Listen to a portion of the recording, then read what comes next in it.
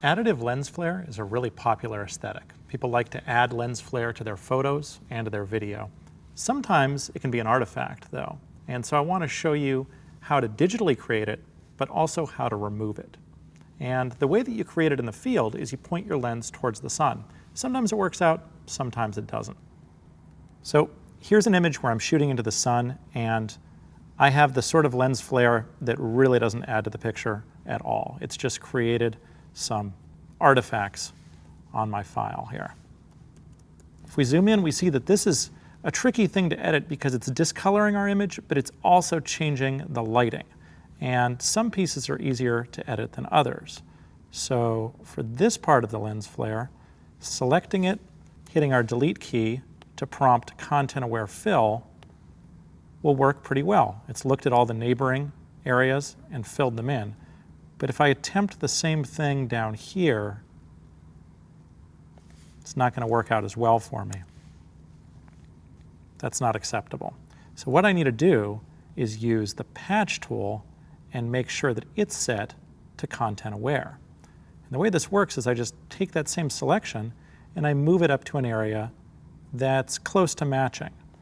And the key to using this is not just dropping it on that area, but changing our adaptation method from very strict, which would be a literal interpretation, to very loose. This tool is unique in that you can change these parameters after you've applied it. And that one looks pretty good. Now let's talk about how to add lens flare. And for those of you who have used this feature in Photoshop, it's been there quite a while. It's an inherently destructive process.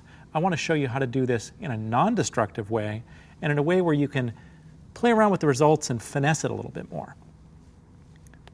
Okay, so here's our image, and we want to add some lens flare to it. This will seem destructive at first. What we want to do is come in here to lens flare and just find a source point. Let's put it right there. You see that we can adjust the brightness, and we have a few different choices. That one looks pretty good. When I'm satisfied, I'm going to click OK. But the first thing I'm going to do after I confirm that this is how I want it laid out is hit Command-Z to undo it.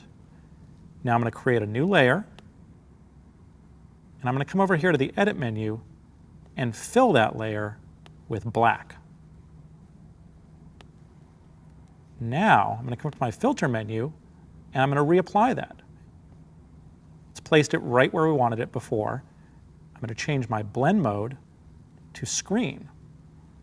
I can toggle that off and on. It's non-destructive. I can also pull the opacity way down so it's a little more subtle. So there you see a great way to remove lens flare and a really neat non-destructive way to add it. It's a great one for your playbook.